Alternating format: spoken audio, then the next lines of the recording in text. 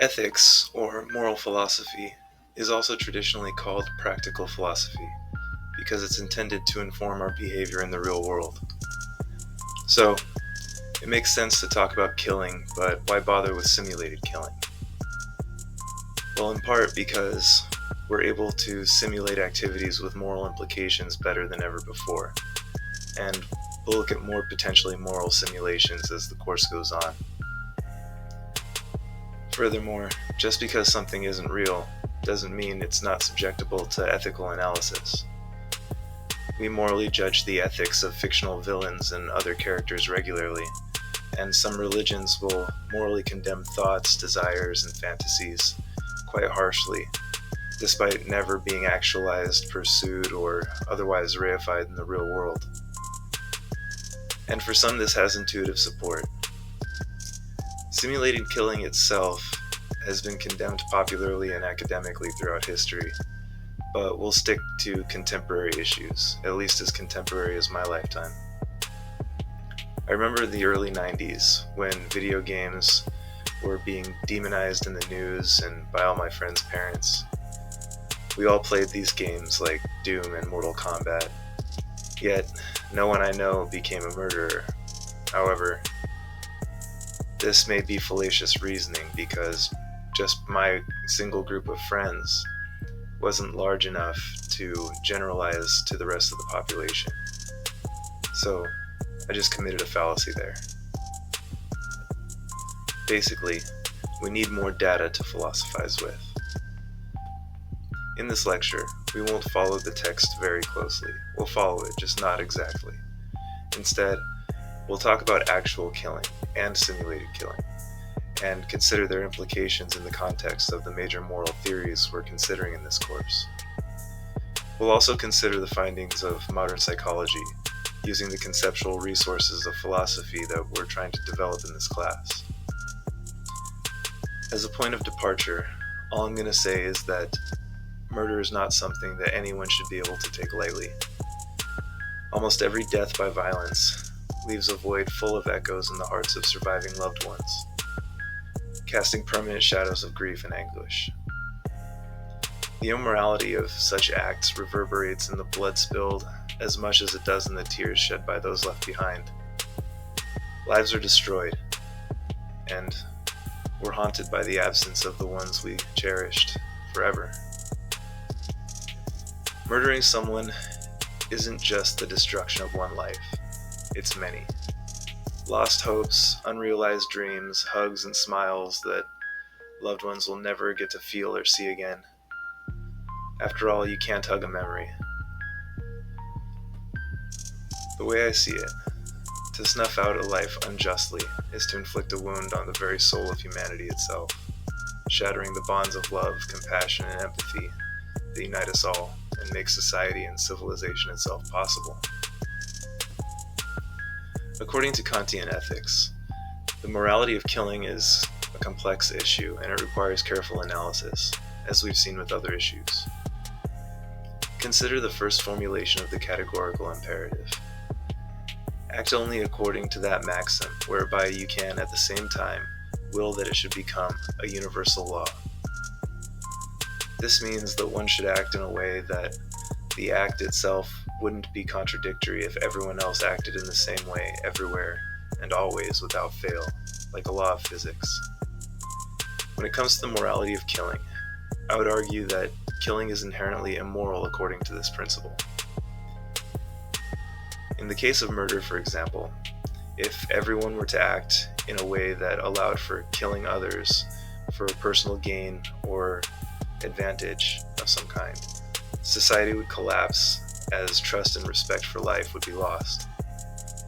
Therefore, in order to maintain a society, or mere human interaction, which is what this maxim is intended to dictate, one must refrain from killing others. In the case of self-defense or protecting others, Kantians may seem to think that killing may only be morally permissible if it is done out of a sense of duty and not as a means to an end. This duty is derived from the universal principle of respecting each person as an end in themselves, rather than as a mere means to an end. Therefore, according to Kantian ethics, the morality of killing seems to be deeply tied to the rationality and universality of moral principles. Killing on this view is inherently immoral, except in cases of self-defense or protecting others, where it's done out of a sense of duty, with respect for the inherent worth of all people. When it comes to the morality of killing, utilitarianism would assess the act based on its consequences, and the overall happiness or suffering it generates for all parties involved. Utilitarianism would generally consider killing to be morally wrong because it typically results in a significant amount of suffering for the individual being killed, their loved ones, and potentially society as a whole. The principle of utility, which underpins utilitarianism, emphasizes the importance of maximizing overall happiness and minimizing suffering. However, there are situations where utilitarianism may justify killing if it leads to greater overall happiness or prevents a greater amount of suffering. For example, in cases of self-defense, or to prevent a greater harm to a greater number of people, utilitarianism may support the act of killing as a means to achieve the greatest good for the greatest number of people. Therefore, according to utilitarianism, the morality of killing is contingent upon its consequences and the impact it has on overall happiness. It's essential to weigh the potential outcomes of actions on this view and consider whether it ultimately leads to the greatest good for the greatest number of people. In his Nicomachean Ethics, Aristotle discusses developing good character traits to lead to a virtuous life. When it comes to the morality of killing, Aristotle might argue that it's essential to consider the concept of virtue and how it applies to the situation at hand. In Book 2 of the Nicomachean Ethics, Aristotle discusses the golden mean, which is the desirable middle ground between two extremes, each extremes being a vice and the middle being virtue. In the case of killing, one extreme could be excessive aggression or violence, while on the other extreme, it could be excessive passivity or a lack of action when necessary. Virtue, therefore, lies in finding the right balance in situations where killing may be considered. Aristotle also discusses the importance of practical wisdom, or phronesis, and temperance or conscientiousness, sophrosune, in making moral decisions. This practical wisdom involves considering the particular circumstances of a situation and acting in a way that is both rational and virtuous. In the case of killing, one must carefully assess the situation, consider the consequences of their actions, and act in a way that aligns with virtuous character traits such as courage, justice, and compassion. Furthermore, on this view, the ultimate goal of human life is to achieve eudaimonia, or flourishing, often translated as happiness, which is only possible through the cultivation of virtuous character traits. Therefore, when considering the morality of killing from an Aristotelian perspective, one must strive to act in a way that promotes the well-being and flourishing of oneself and others, while also upholding virtuous principles. So, on the Aristotelian view, the morality of killing depends on the context, the characters of the individuals involved, and the pursuit of eudaimonia through virtuous actions. Let's practice applying these lenses with a common thought experiment. A popular place to start with ethics thought experiments is the trolley problem. If you could pull a lever to divert a runaway trolley from killing 5 people, would you do it if it meant killing only one instead? When people say yes, the idea is often that it is better for fewer people to die. This is often motivated by consequentialist reasoning. If you said no, you may be motivated by deontological reasoning. From this point of view, you'd be responsible for the single death, which would be morally wrong. But from another perspective, failure to act is the same as acting, and not pulling the lever makes you responsible for the deaths of the 5 people you let die. And this point of view has intuitive appeal for many. From the Kantian perspective, the first formulation of the categorical imperative isn't clear. Depending on what you choose, what is your maxim? Is it ensure fewer deaths in crucial situations when you can intervene?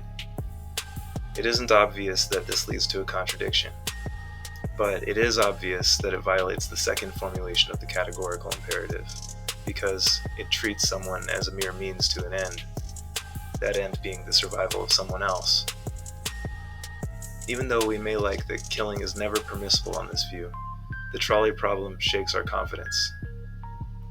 For the utilitarian, the trolley problem seems simple at first.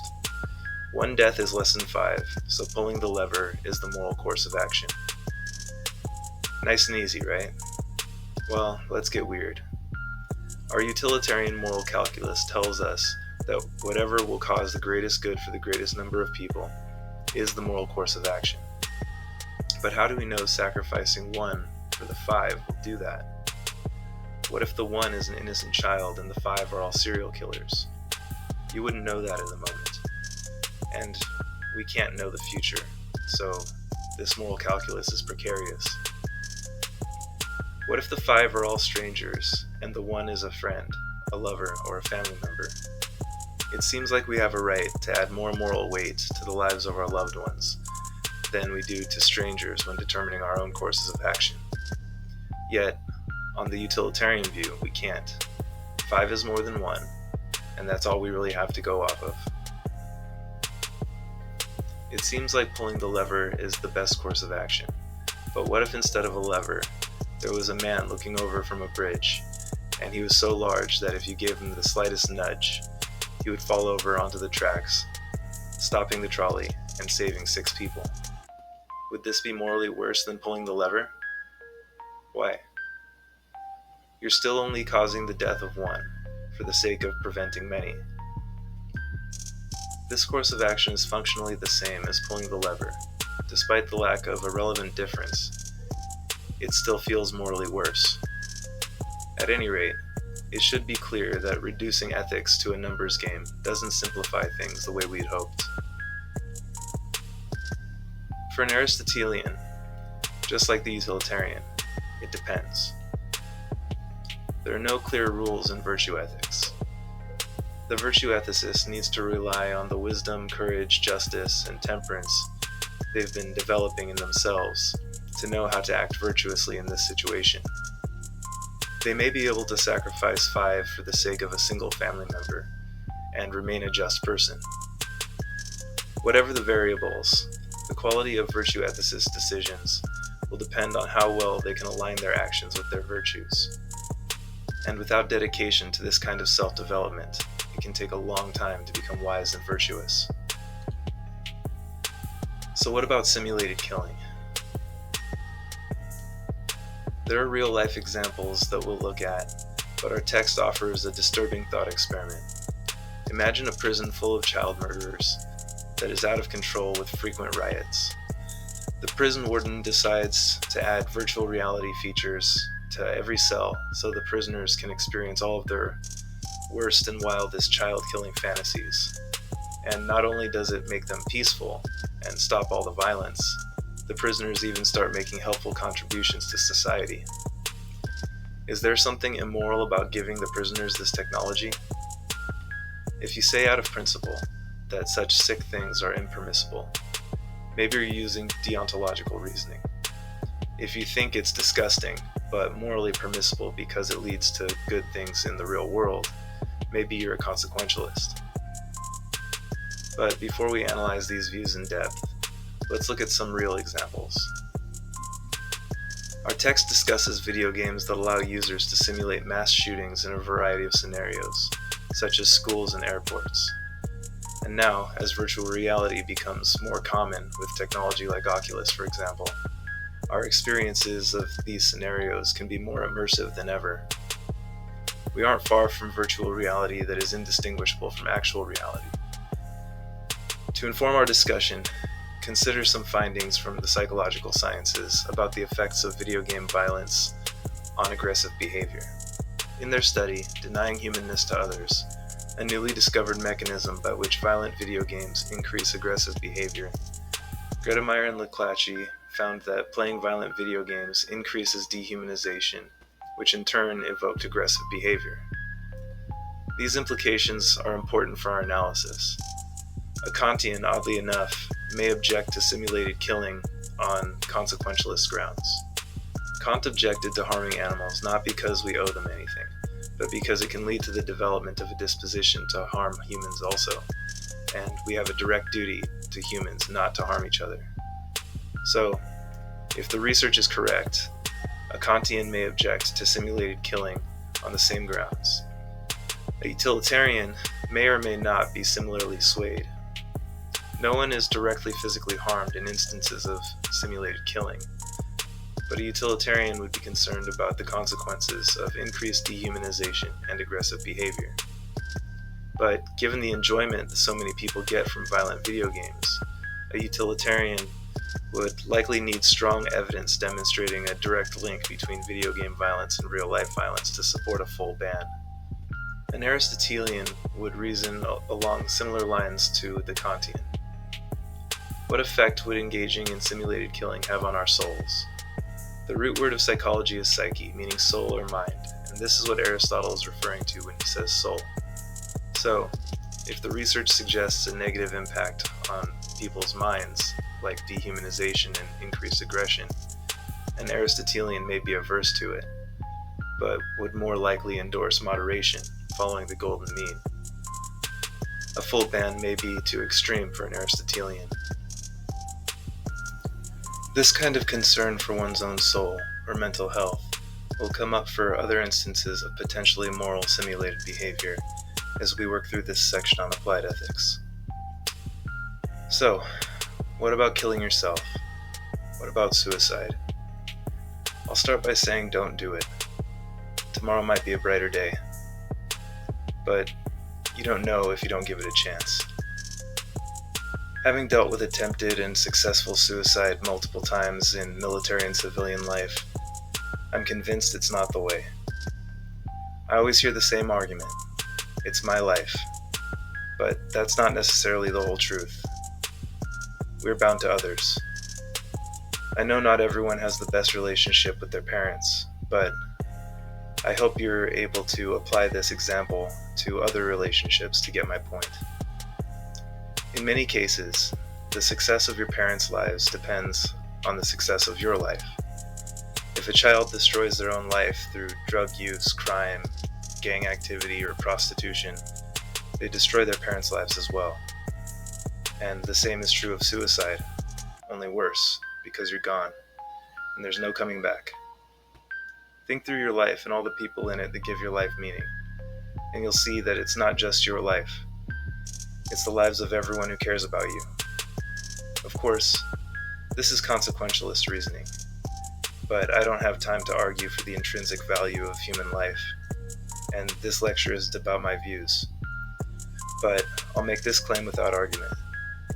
Your life has meaning and value in and of itself. You matter, and you should live your life. Before we move on to our major theories, let's look at some other historical views that still have some prominence. Stoicism has regained some popular appeal, but some of its answers regarding suicide are contrary to my own.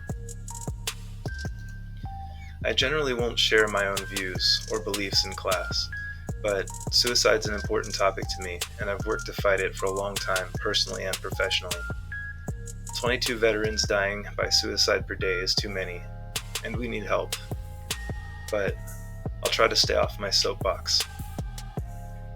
The prominent Stoic philosopher Seneca, whom I deeply respect, differs from me in his acceptance of suicide as an acceptable course of action in specific situations. Seneca seemed to believe that suicide can be appropriate in certain circumstances where one's life is filled with unbearable suffering or where one's ability to live virtuously is severely compromised. For example, another Stoic, Cato, decided to take his own life when Julius Caesar took power. When faced with the prospect of living under Caesar's dictatorship, which he believed compromised his ability to live virtuously and in accordance with his principles, Cato chose to take his own life rather than submit to what he saw as tyranny. Cato's decision to commit suicide was seen as an act of defiance and a way to preserve his integrity and honor in the face of overwhelming adversity. By choosing to end his life on his own terms, according to this view, Cato demonstrated his commitment to Stoic ideals of virtue, self-control, and personal autonomy. Even though I see Cato's decision as an extreme mistake, actually. On this view, it supposedly exemplifies the Stoic belief that one's ability to live virtuously should take precedence over external circumstances. In situations where one's integrity and ability to live in accordance with one's principles are severely compromised, suicide may be considered a way to maintain one's dignity and honor. But for the last time, I disagree. Stoicism teaches us to focus on what is within our control and to accept what is not. Even though Stoicism emphasizes the importance of rational thinking and self-control, and that one should carefully consider all options and seek counsel before making such a drastic decision, suicide is not something our moral calculus can usually accurately factor. Consider the findings from Ed Newman's article, A Lesson from 29 Golden Gate Suicide Attempts. All 29 people who survived their suicide attempts off of San Francisco's Golden Gate Bridge have said that they regretted the decision as soon as they jumped. These people have the advantage of hindsight, but what about everyone else who elected suicide? Maybe their moral calculus told them that suicide was the solution, but if 100% of the survivors said that they regretted the decision as soon as they jumped, it's safe to conclude that many of the rest did too, before they died. Regretting that decision is a brief consequence, but it's a painful one. A consequence with implications for everyone. Though it's not a moral theory in the same sense as our major moral theories, existentialism, like Stoicism, has something to say about suicide. Existentialism emphasizes individual freedom, responsibility, and the idea that existence precedes essence. In facing the absurdity and meaninglessness of life, people may contemplate suicide as a way to escape their existential anguish. However, existentialists like Jean-Paul Sartre, Albert Camus, argue that choosing suicide is not a valid solution to the human condition, but it also signifies a refusal to confront and grapple with life's inherent challenges and mysteries. Life is meaningless and absurd on this view. Choosing to live authentically in the face of the absurd is, on the existentialist view, an act of defiance against the meaninglessness of existence. Suicide, then, is seen as an escape from the absurdity of life. Therefore, the solution to the existential question, why not commit suicide, lies in embracing the absurdity of existence, finding meaning in the act of living, and living authentically in spite of life's inherent lack of meaning. Through this lens, one can confront the absurdity with courage and defiance, ultimately finding a sense of liberation and freedom in embracing the uncertain and chaotic nature of existence. Returning to Kant, suicide is one of the few examples he gives in his Groundwork, so we know what he has to say about it. Don't do it, it's immoral. Kant's example is a little strange as he frames it. He applies the first formulation of the categorical imperative to suicide out of self-love. The idea is that, since I love myself, and the pain I'm in is too great for me to handle, and I can only see the future getting worse, I can kill myself to escape the future suffering. However, a principle of self-love resulting in self-destruction is contradictory to Kant, because it creates a rule that destroys what the rule is intended to apply to.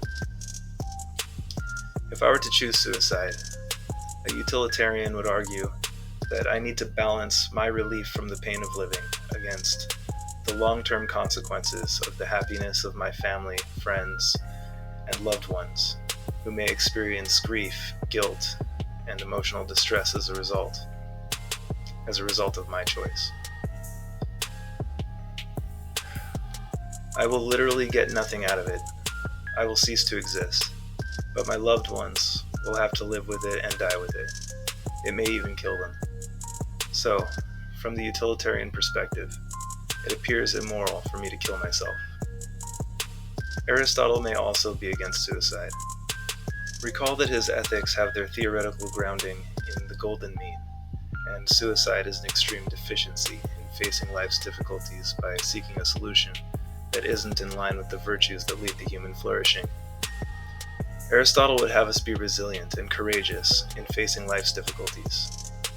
I would also violate the virtue of temperance, or sophrosune, in going through with suicide, as it involves an extreme, unbalanced response to my suffering. So our theorists may finally unanimously agree on something. Suicide. Don't do it.